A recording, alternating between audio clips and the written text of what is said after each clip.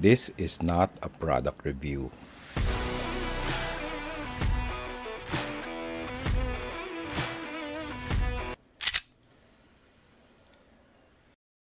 One of the more popular myths pagdating sa usapin ng EDC is yung kailangan nyo ng multi-tool. And when we say multi-tool, we talk about things like the folding pliers. Kagaya nitong, this is a Victorinox Swiss tool. Normally, when we talk about or kapag nababanggit yung salitang multi-tool, the first thing that comes to mind are these things, yung mga foldable pliers with a set of other tools hidden in the handles. So, this is what we'll refer to pag multi-tool.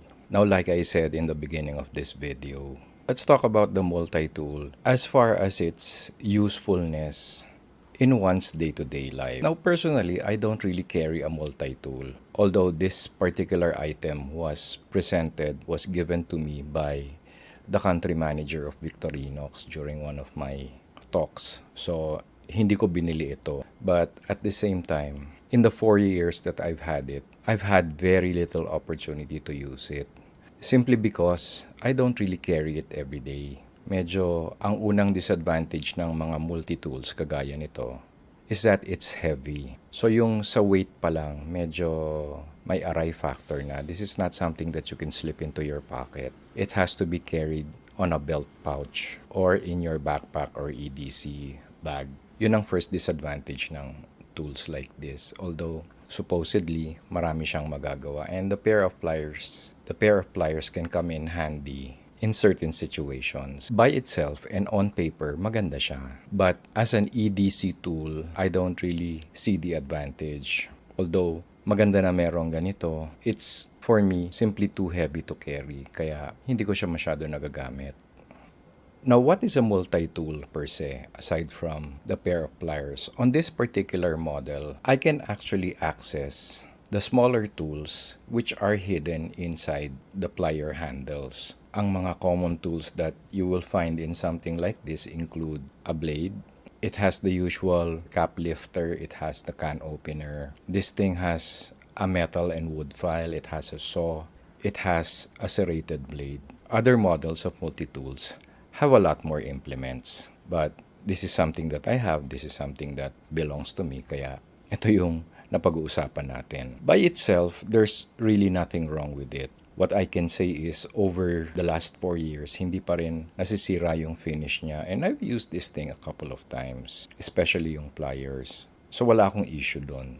It's very well made. In this case kasi, hindi ito yung commercially available. This is the military version. Kaya siguro mas matibay yung finish niya compared dun sa civilian version. So it's a really well-made, precision-made tool. But unfortunately, for my day-to-day purposes, hindi ko siya masyado nagagamit. And I've tried wearing this on my belt. I've tried carrying this in the EDC bag. And I have the same problem. The weight on this thing alone, it weighs just as much as a pocket pistol. Kaya medyo mabigat sa bulsa. Hindi mo siya basta-basta ibubulsa.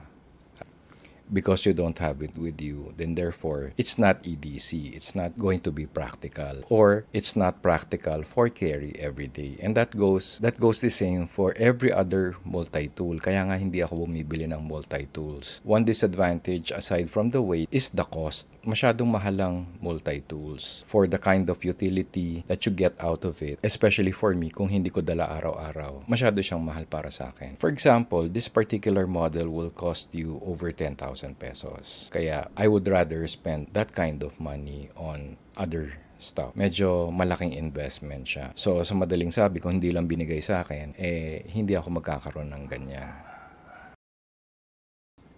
In my previous video, we talked briefly about the multi-tool. Pero if you notice in that video, I would much rather carry a slim, compact Swiss Army knife kesa magdala ng full-size na multi-tool kagaya ng example natin ngayon.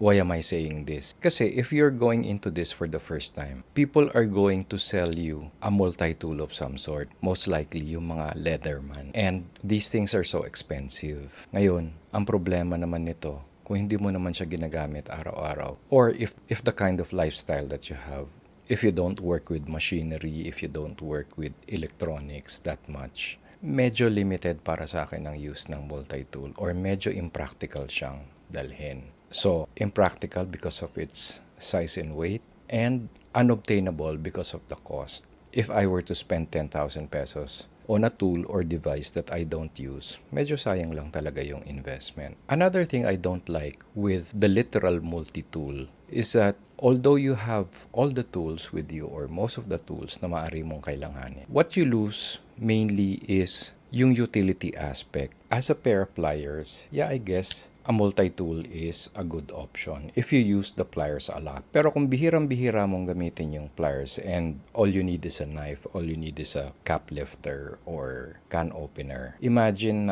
I will have to look for the tool inside the handle and take it out and then use it. So, hindi siya ganun kabilis. Although this particular Victorinox is that the tools are accessible from the outside. So, hindi mo kailangang i-open yung tool to access the tools inside. All you need to do is stick your finger in there and you will get at the tools. So, yun yung advantage ng Victorinox na ito and in general yung mga Victorinox multi-tools.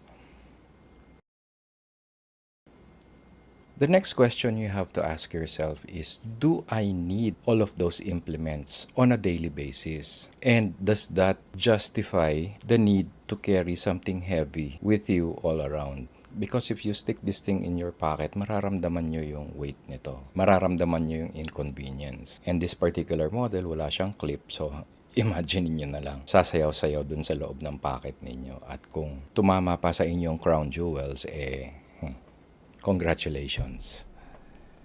So yun yung reality of the multi-tool. I find them useful, but I don't find them practical for daily carry. So iba yung use, iba yung carry. If I were to carry something on a daily basis, then I'll pick something more compact. I will most likely carry a single Swiss Army knife with a limited amount of tools that I know I can use every day. For example, yung aking Victorinox Walker. That's the reason why I got it in the first place. Nakita ko na sa kanya lahat ng tools na kinakailangan ko on a daily basis. Since hindi naman ako electrician, hindi naman ako mekaniko, I don't really have the need for the pliers. So, as far as I'm concerned, okay na sa akin yung Swiss Army knife. Ang ayoko lang kasi is, if you go on, sabihin na natin Instagram, if you go on YouTube, if you go to the Facebook groups, palaging may nagyayabang ng multi-tool nila. And seriously speaking, kaya-kaya nilang dalhin yun everyday. Kaya-kaya nilang dalhin yung bigat everyday. And more importantly, nagagamit ba nila everyday yung mga tools na yun? Because I've tried carrying it on a belt pouch, I tried carrying it